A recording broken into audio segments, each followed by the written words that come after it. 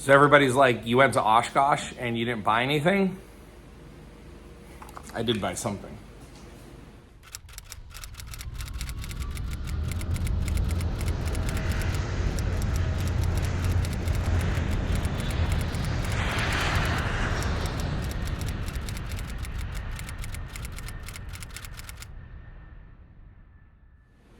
So I was debating whether I wanted to put an oxygen system built into the RV10.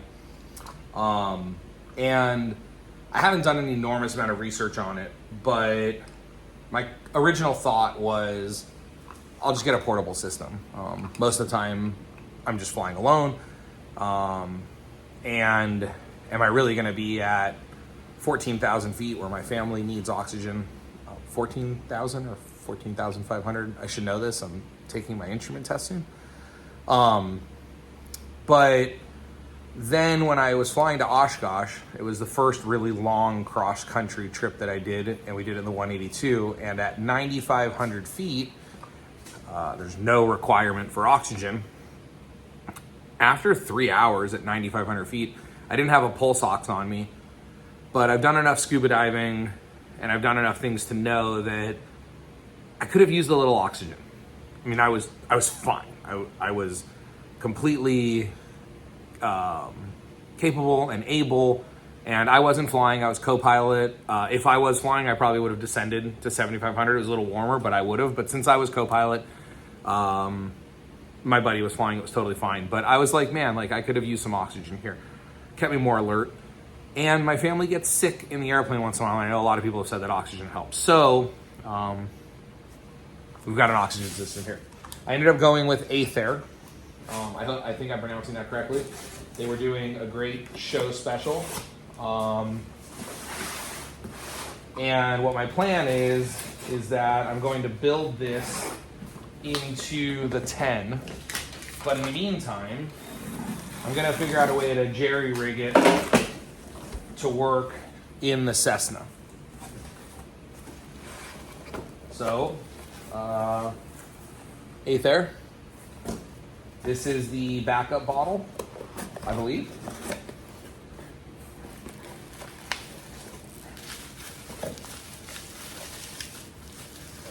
Beautiful, like, I don't know if they're aluminum and then like woven fiberglass or if they're just pure fiberglass, but this is the backup bottle.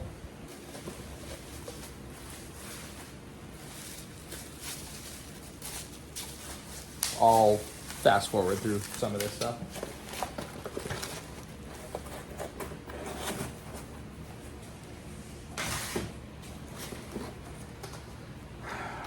This is the boom cannula adapter. So this allows for, so this little ball sticks to your headset. And then there's a boom cannula. So it comes off of the headset and goes in your nose.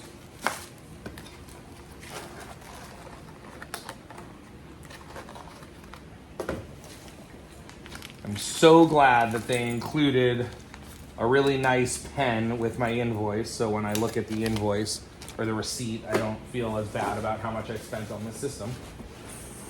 Let's see what else we got here. So this is the install kit. Oh, we're not going to open this up. Tubing, panel fittings, placards, 4 cannulas, etc.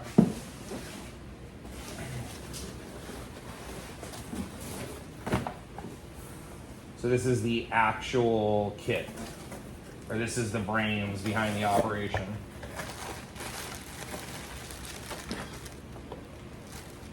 So, yeah, so this is the unit. Pilot, passenger 1, passenger 2, passenger 3.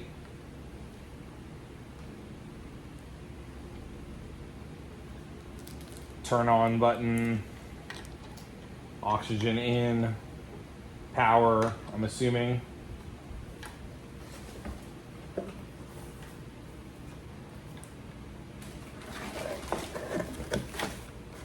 Very, very nice quality stuff. And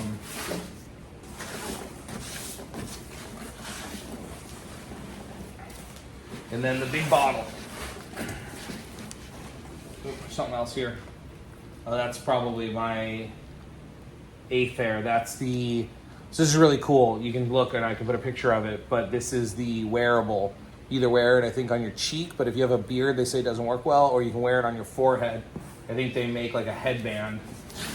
And then when you're wearing that, it connects Bluetooth and it allows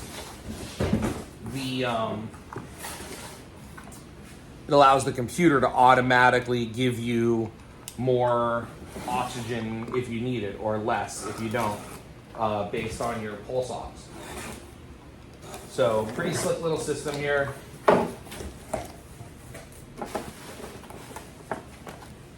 Oh, this is a strap, I guess, for mounting the tank. Yep. I'll have to do some research if that's how people are mounting it or what they're doing. Not sure what that's for.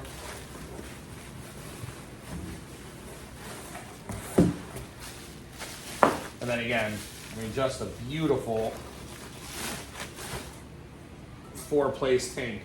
I mean, it's heavy.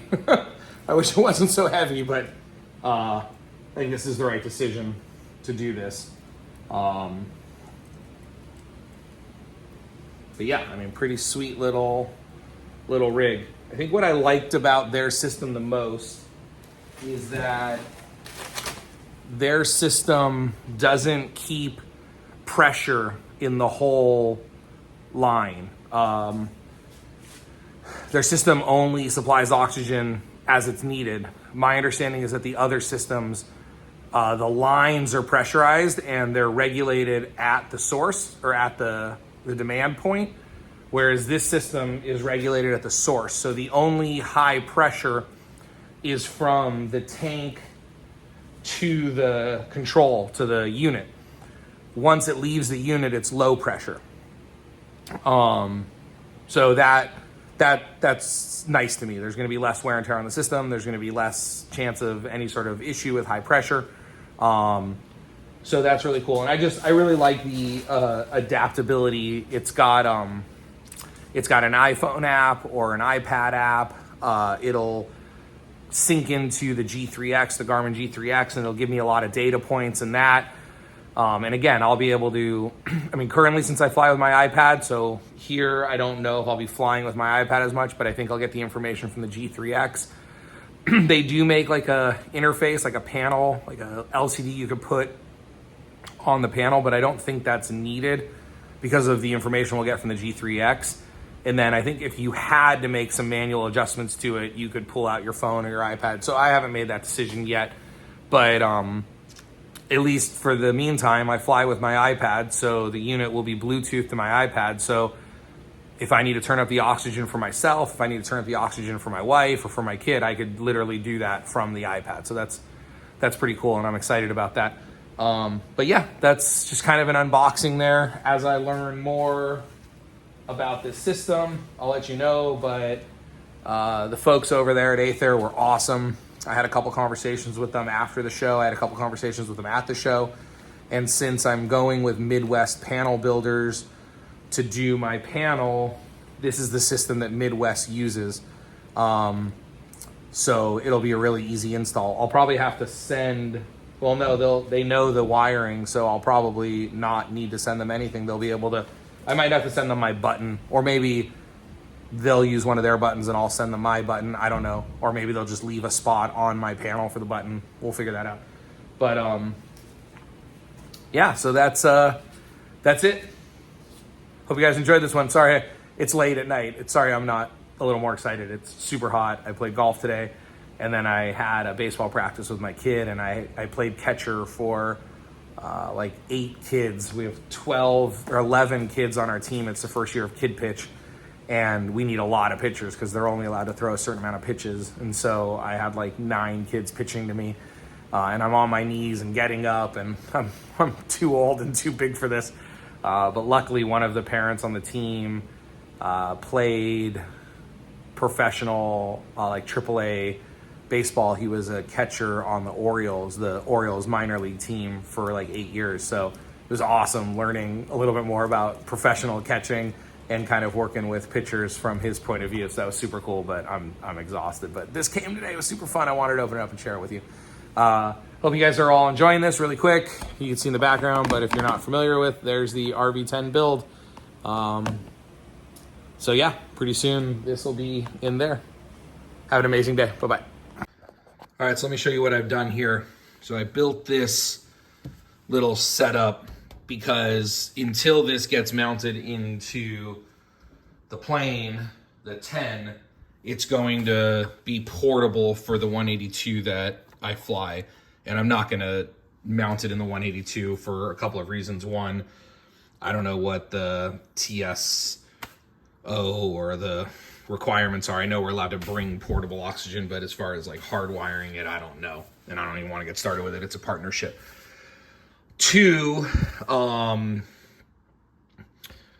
really only need this when I fly with my family. I don't take the 182 high enough, and my family gets a little sick, so the oxygen helps them out. But what I did is this will go in the baggage compartment.